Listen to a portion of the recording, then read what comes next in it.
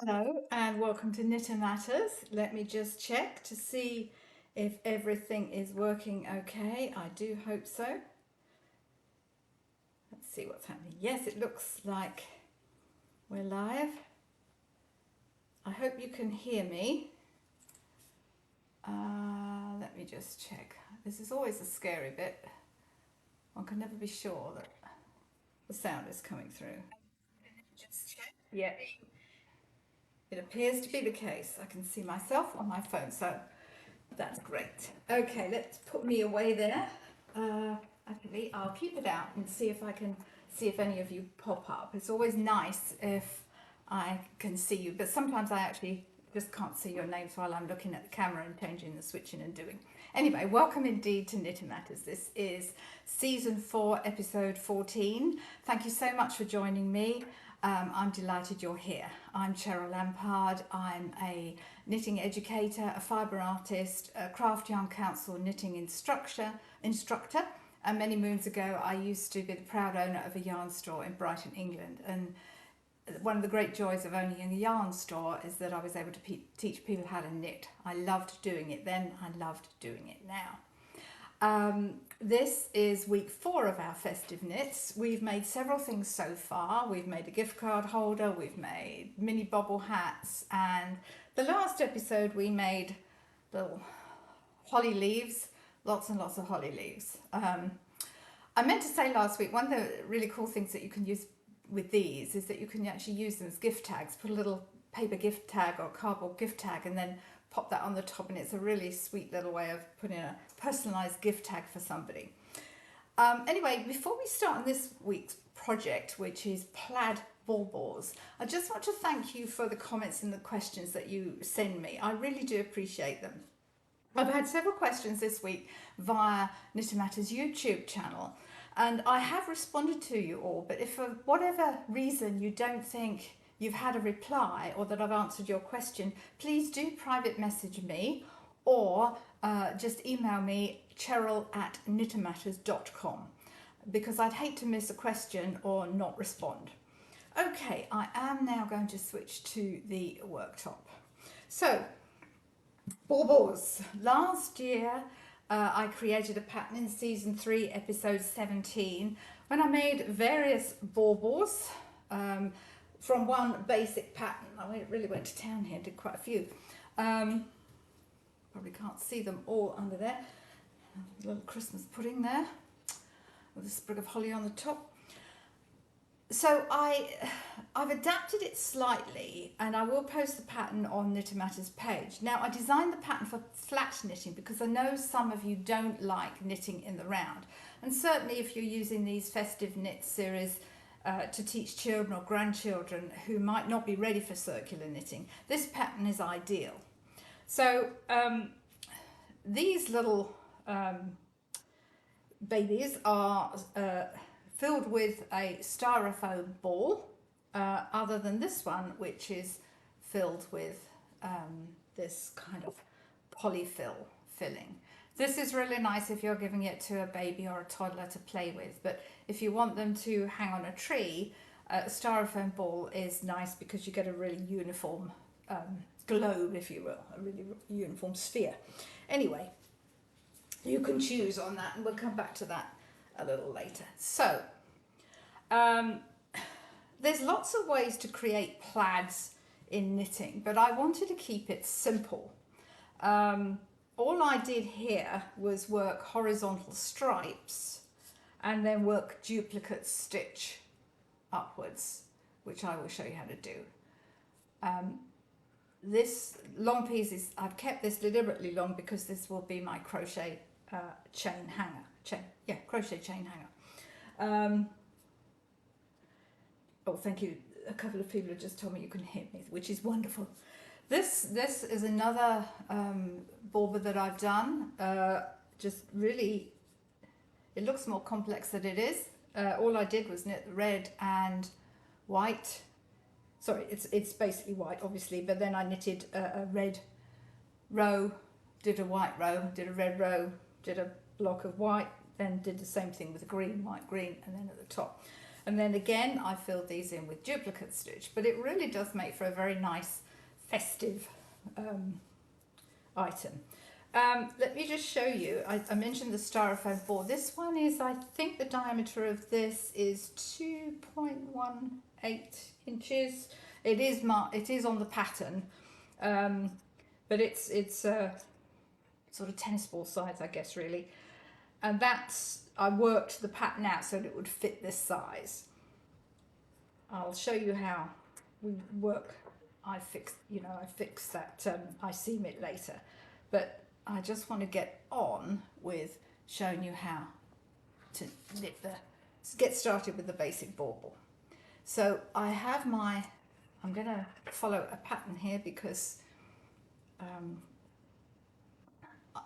I can't remember every single line or every single row.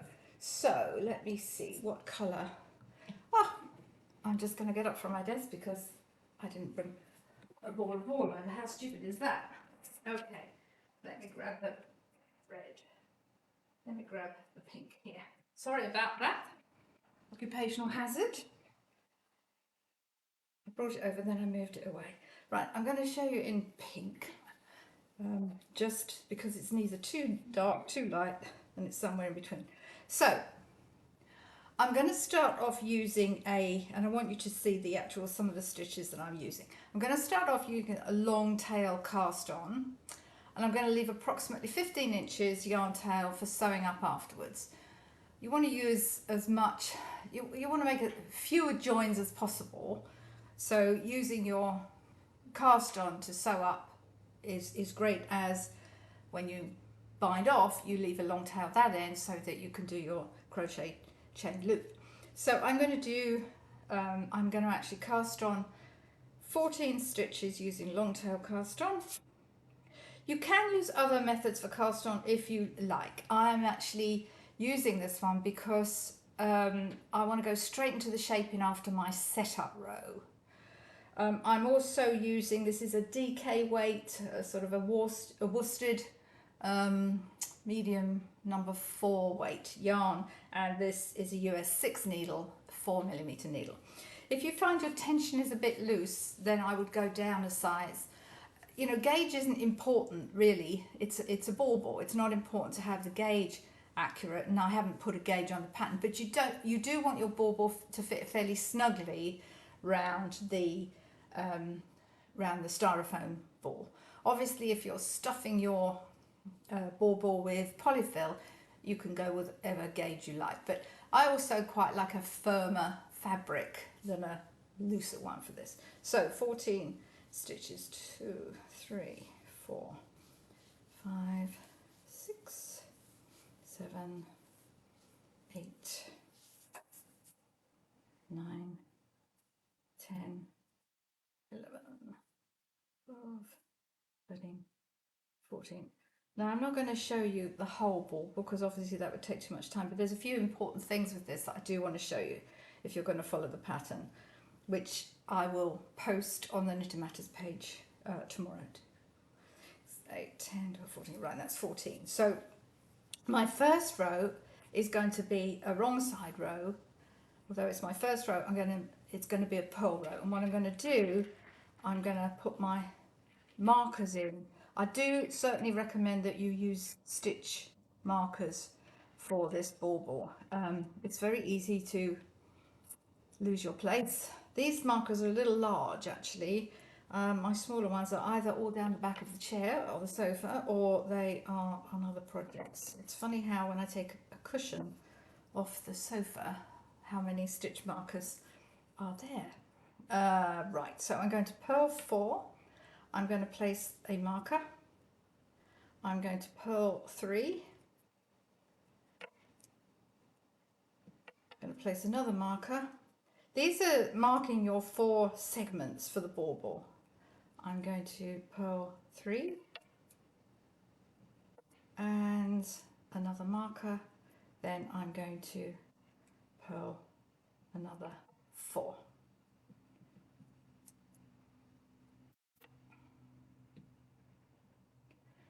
Right, so my row number 2 is where I start my shaping, and this is the things I want to show you. And I do recommend that you check after every row that you've got the right number of stitches, certainly for the shaping to start off with. It's very easy to miss an increase, and before you know it, you've done 6 rows and you've got the wrong amount of stitches, and that's not going to help you at all. So my first row is row 2, which is my right side row. So I'm going to, not my first row, it's my second row, which is row 2, but it's my first shaping row is what I meant to say. So I'm going to knit 4, then I'm going to make 1 right, which is a right leaning increase. It's a lifted increase from the row below. I hope you can see this okay. What I'm going to do, I'm going to just take that marker off for a moment so you can see. Ideally, I put the point of my left hand needle behind the stitch, pop it onto the needle. Do you know, I'm going to get a different colour. I think you're going to be able to see a bit better with a darker colour. I'm sorry about that, but let me go with the red. I think that's going to be more helpful to you. I can see that in the camera it's really hard for you to see. Just bear with me a moment and I'll cast on another 14. I want you to be able to see it, because if you haven't done those increases before, it can be tricky. So I would leave my 15 inches. For those purposes, I'm just going to cast on quickly my 14 stitches. Yeah, I think you'll be able to see that a lot better. I'm going to place my markers again. Yeah, I can see that that's easier to see. I thought that would be a bit too bright and glary, but it's really not. 2, 4, 6, 8, 9, 10, 11, 12, 13, 14. There we go. Long tail cast on. You can, as I say, you can use other cast ons, but I like the long tail because you almost have a row already. And by the time I've done my purl row, I'm back and I've got on the right side. It makes sense when you do it. 2, 4, 6, 8, 10, 12, 14. Right. This is my setup row. So I purl 4. Once you get past the first few rows of shaping, it's much easier.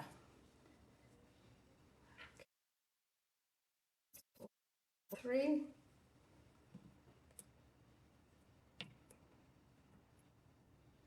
Stitch marker.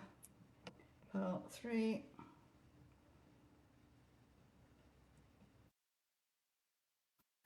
Purl 4.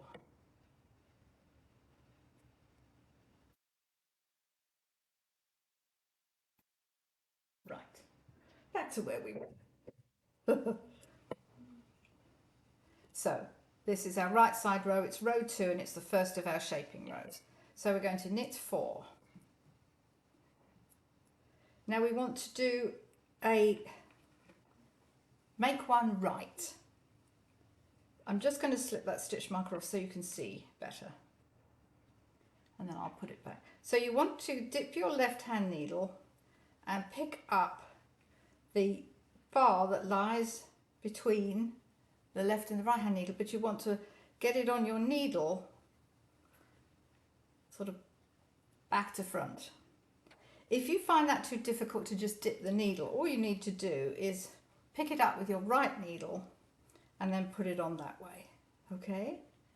And then you knit through the front of that. I'm going to pop that stitch marker, oops, back on before I forget. This is a tricky row, I think, because we're only doing 1 increase in each segment. As we get further up, we'll do 2 increases.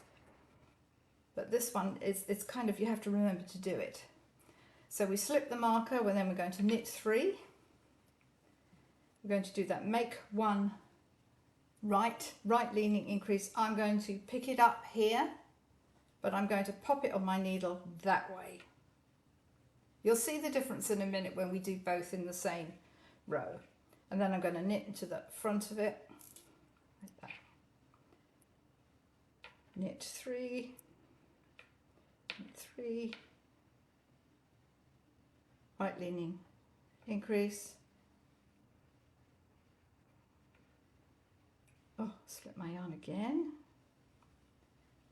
Let's say more speed or whatever that saying is. Gonna knit 3 and that final one, scoop it up, pop it on the left hand needle that way round. Okay, now I should now have 18 stitches on my needle, and I am going to check them. 2, 4, 6, 8, 10, 12, 14, 16, 18. Good, I do. Now I'm going to do my next row. I would also recommend when you're doing this to have a row counter, so I know that I've just done my second row. You think you're going to remember, but as we get further up, trust me, I've done lots of these baubles and I always have to check. So this is my pearl row, and I'm slipping the markers just to maintain the segments. Sorry, I can hear my needles, the little knob at the end of my needles brushing against the desk here. I should have used a DPN then, that wouldn't have been the case, but here we are. Okay. The next row I'm going to do, we do 2 increases. So this is going to be row 4. Knit 2,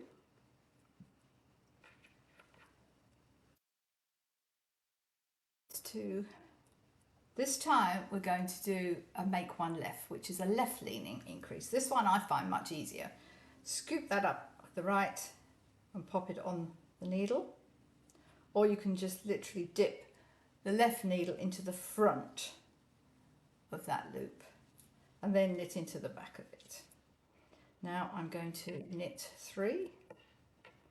Now I'm going to make my right leaning increase again. Let me marker off, and then you can see I'm dipping the point of my left hand needle from the back to the front of that bar. Make sure that's seated properly, then knit into the front of it. Get my stitch marker back on, knit 1, make 1 left, scoop it up front to back, knit into the back of it. We did lots of these in making the holly. I just couldn't remember the name of it. It was the make 1 left. And in the holly, we just did lots of make 1 lefts and knitted into the back of the center stitch. So if you did the holly last week or watched me do that, you'll be familiar with that one. The newer one for us tonight is the make 1 right. So knit 3, knit 3. Now we're going to get this one on our left hand needle, but I want to present it sort of back to front, as it were, then knit into the front, going through the front of the stitch. Okay, knit 1, left leaning, knit into the back,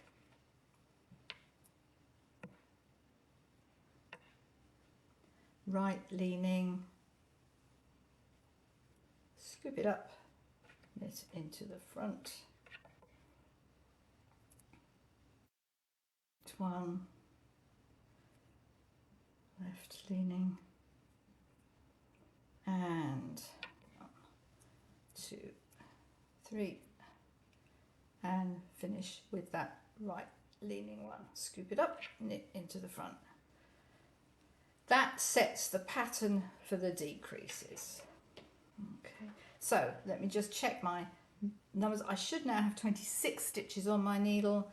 2, 4, 6, 7, 8, 10, 12, 14, 16, 18, 20, 22, 23, 26. Hooray! So you would just keep repeating that sequence. You do essentially, you would do, which row was that? That was row 4. So you're going to do another 6 rows. The next row will be purl. Then you're going to do another shaping row, purl, another shaping row. In all, you do 10 rows to start off with. Now, if you wanted to bring in a colour, if you wanted to bring in the colour, I bring in the colour on the pearl rows, because I find there's actually quite a lot going on while you're doing this, and it's easier to get a contrast colour in than on a knit row when you've also got to do your increases. It's just a bit easier bringing in the new colour without having to worry about the increases. And I have found that row 5, I did that on both of these, row 5 is a good place to bring in your first colour, whether it's a single row of colour or several, like here, or start of several rows. So row 5, because once you get further up, you think you've got a lot of space, but actually you haven't, and then you start shaping again. So if you leave it too late to bring in your colour, you're going to have a lot of sort of blank space, as it were. So after row 10, rows from 11 to 21, there's no shaping.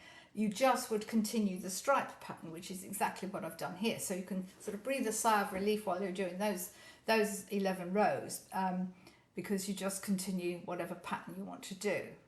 Now, I don't need to demo the decreases because it's just a series of SSKs and knit 2 together. So left and right leaning decreases, they're easier, and we've done those many times before. What I will show you, I will demonstrate just how to finish that top bit off. So this reminds me, I'm showing my age now, but reminds me of a Dennis the Menace sweater from, was it the Beano? Anyway, with the red and black stripes. Anyway, so as you can see, I've done my 11 rows without shaping there. And then I've done a series of rows to shape the top. And I think I have, let me see, how many rows do I have to shape the top? I've got about another 2, 4, 6, 8. It's something like 8 or 9 rows shaping the top. And so it's a series, you can just see there, the left leaning and right leaning decreases. So you've got your knit 2 togethers and you've got SSKs to shape the top. We've done that lots of times before, so I don't need to show you that, but I will show you how. I'm just going to run a needle through to secure the top. Okay, and then I will show you how to create the magic, which is the vertical rows of pattern. And again, it's all so simple, nothing really tricky here.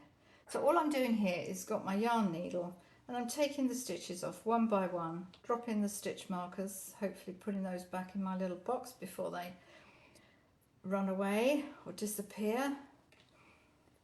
Just taking those off there. Then I draw that, get rid of those out of the way.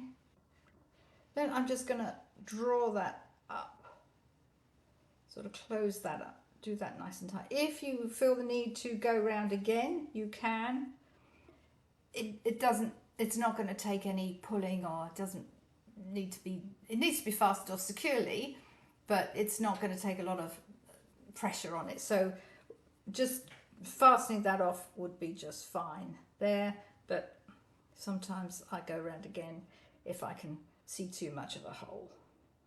Can't there, so that's just fine.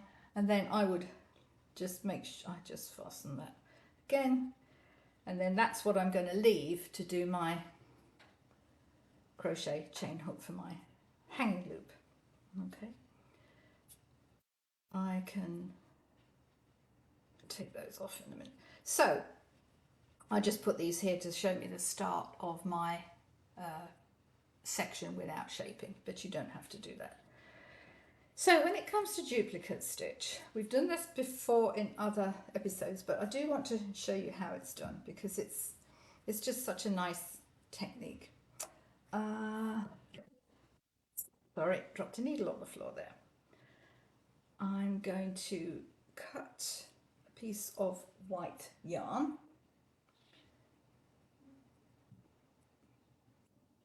And I'm going to show you what I did.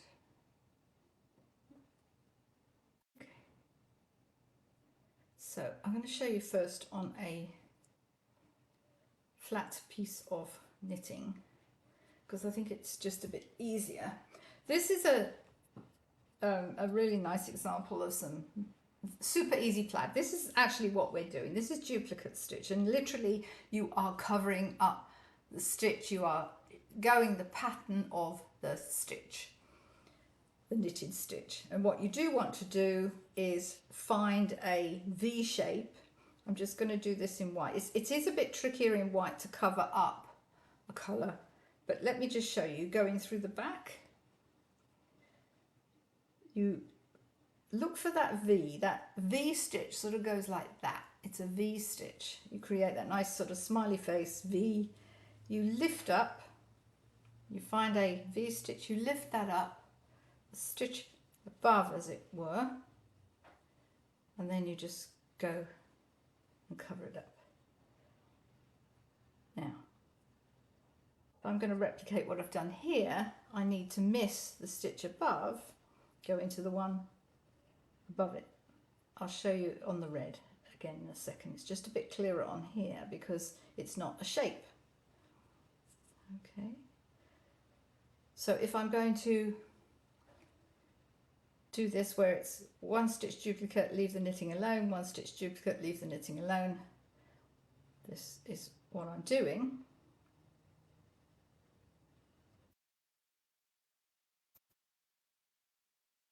Simple, simple, simple. That's all we're doing. On my red bauble, I'm just doing it one stitch after the other. Okay, so let me just get rid of this piece. My yarn, cut my yarn there. Once you start doing this, it really hangs on to itself, if that makes sense. Okay, so on this bauble, I've done 3 vertical lines and I've left the rest undone. Now, when you seam your bauble, I mean, you want to line up the stripes, but don't worry if it's not perfectly closed. Don't worry if it doesn't look great, because you're actually going to use that seam. You're going to cover up that. That's one of the segments. So I would always use the shaping parts for your segments. So let me show you on the middle part rather than the seam. I think it's going to be easier if I show you on the middle part. So what I'm trying to do is, I think I've got 11 stitches across here. I've got 1, 2, 3, 4, 5, 6, 7, 8, 9, 10, 11. So I want the middle one there. Actually, I'm going to do it on this one, this side. So I've already got 2 vertical lines. So let me just make sure how many lines I've got. How many? 1, 2, 3, 4, 5, 6, 7, 8, 9, 10. I have got 11 there. 1, 2, 3, 4, 5. So this one, this row, 1, 2, 4, 5. Yeah, this row is going to be my row, my middle row, if you will, where I want my next vertical line. I'm just going to pop that in there. So I'm going to go down here because I want to make sure I start off the right place. Now it's a bit tricky starting off. So I'm actually going to go, I will start it off. Now I'm not going to fasten the end or anything, because once you start doing this, it's not going to go anywhere. I promise you, your duplicate stitch isn't going to go anywhere. It holds it really securely. So my first one, I'm going to have to wiggle this about a bit, but essentially what I do is come up the bar from the stitch above it. As I get further up, you'll see exactly what I'm doing. So I'm not leaving gaps in this one. I'm literally covering up the stitches, poking that in, poking my needle in and trying to find that bar. You might have to just finagle this a bit on the first couple. There you go. We can work with that. Now I'm going to It's a bit tightly packed in there with all the other stitches, so we have to improvise. And it's at the bottom of your bauble, nobody's going to see. And I have to say, I thought I was being very clever working my rows of stitches once my bauble was wrapped around my styrofoam mould, my styrofoam form, but actually it's harder to do like this. I would do the stitching before you fasten it round your bauble mould. I thought it would be easier to do this way, and it's not. Now you might get a bit of show through to start off with.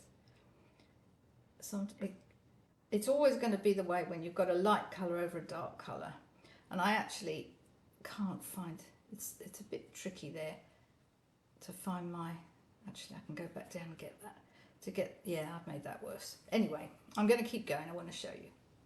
So what I'm doing is I'm going in the stitch that I came out of, and there we go, I'm trying to find that bar that just lies between the V's. As you work it away, it gets a bit easier. I'll go back and do this later, but I just want to show you that's not the best bit of duplicate stitch I've ever done. You've got a lot of stitches here, and because I can't get my hand behind it as I could do before I put it around the mould, it's not very forgiving. Right, this is getting easier now. If I could just hold on to my needle. I can do better than this. I'm just showing you the principle of it. I will go back and do this again, but to make it prettier. Right. This is a bit freer up here. We haven't got so much going on. We haven't got so many ends and other things in the way. But you can see what I'm doing.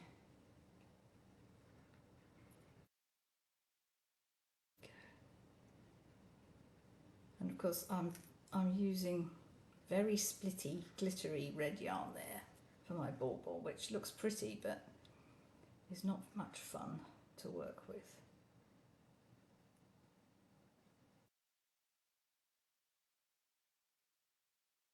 I know I can do better than that, but you get the idea. That's what duplicate stitch does. Just keep going up. So that's, I'll redo that. Won't be fun unpicking it, but I will redo it. So eventually I'm going to have another line of duplicate stitch up there. If I did it on this one, I'm going to just miss. Let me show you quickly, because I want to show you how I would miss those stitches, as it were.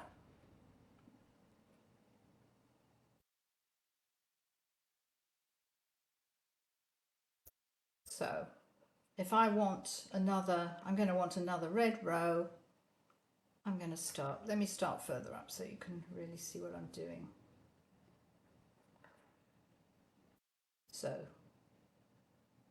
this will cover the white a lot better than the white covering the red. So on this one, I need every other stitch. So I'm not going to go here, I'm not picking up that bar, I'm going to go the one above.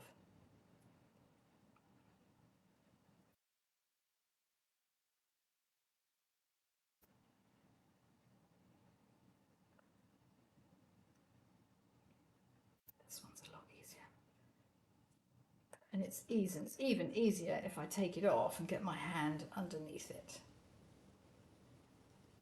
So when you do your decorative stitch work, I would not do it on the form, do it when it's still looking like a deflated balloon.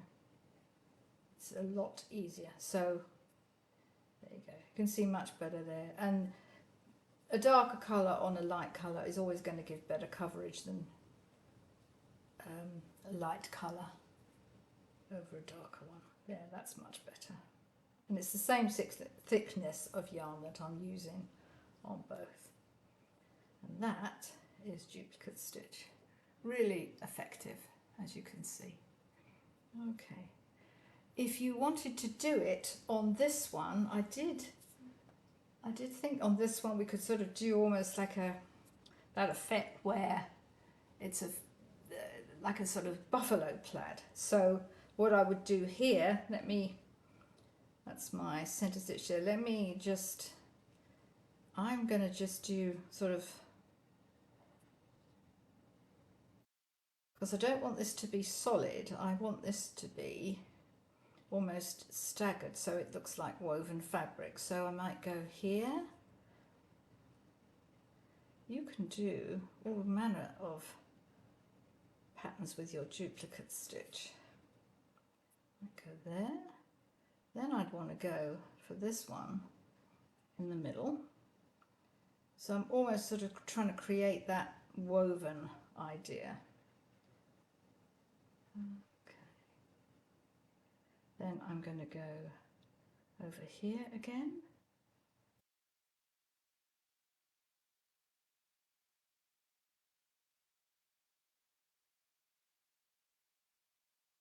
Go over here.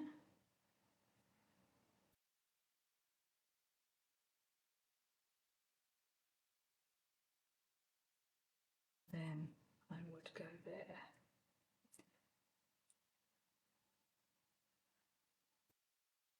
Now that's looking. Then I could do the same thing up here. Where's my middle one? There. If you're going to sort of duplicate almost like that idea where on a plaid you've got the oh, I didn't do a middle stitch there anyway. I could. Okay, I'm moving over here. Oh, I wanted that to be my middle stitch. That's what I'm trying to do there. Just going a bit all over the place here. But I want to show you that idea where it's a plaid and it's just a two-colour plaid is what I'm trying to say. Very badly, but that's what I'm trying to say. That's how you would do that.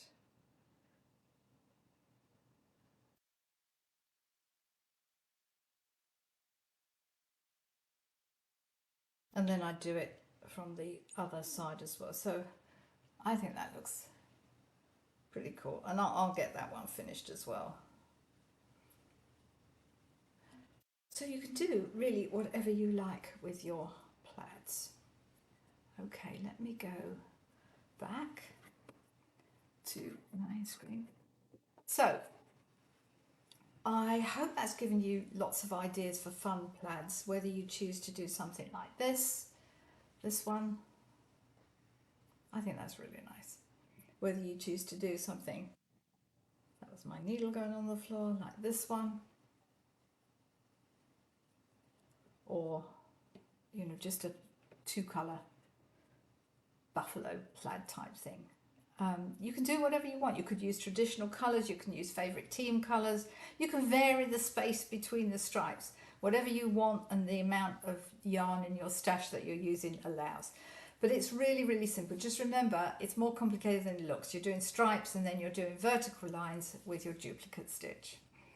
Sorry, we've overrun a bit tonight and I do apologise for that. Anyway, I hope you enjoyed it. The pattern will be posted on Knit Matters page within 24 hours. I can only do it as a JPEG. The page setup doesn't allow me to do it as a PDF. But if you want me to send it to you as a PDF, just email me, cheryl@knittermatters.com, or private message me. If you do private message me, don't forget to put your email address in that so I can send you the pattern. This episode was season 4, episode 14. Feel free, as always, to message me or email me about any knitty related questions, either on this episode or any other episode. We upload this to the Facebook page afterwards and to our YouTube channel, Knit Matters, within 24 hours. So I do hope, and actually trying to find this episode or other episodes, YouTube is actually the easiest way because they're all there listed on a playlist. So thank you so much for watching. I hope you enjoyed it. So keep watching. keep calm and keep knitting. Bye for now.